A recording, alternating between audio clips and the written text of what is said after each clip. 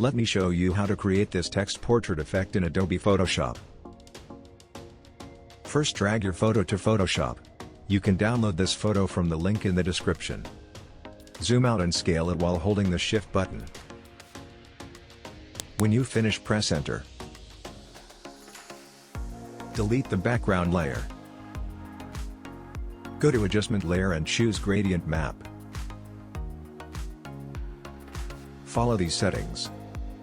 Make sure the black color is on left side and white on the right side. When you finish, press OK. Select both layers while holding the Shift button. Right-click and choose Convert to Smart Object. Now go to Filter, Blur, Gaussian Blur. Set the radius to 10 and then press OK. Now go to File and choose Save As. Let's name it Map. The Gaussian blur isn't needed from now on, so press Ctrl-Z to undo it.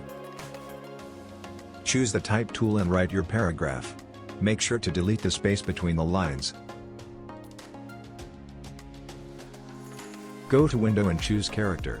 Let's fix the font size and space between the lines.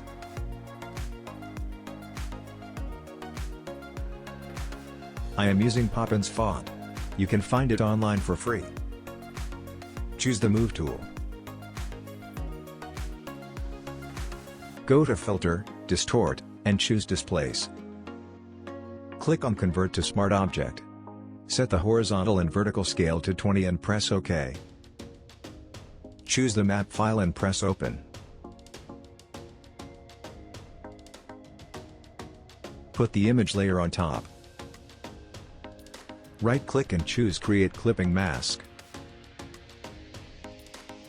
Now go to Adjustment Layer and choose Solid Color. Pick the black color and press OK. Put this layer in the back. That's it. Leave a comment below to support my channel.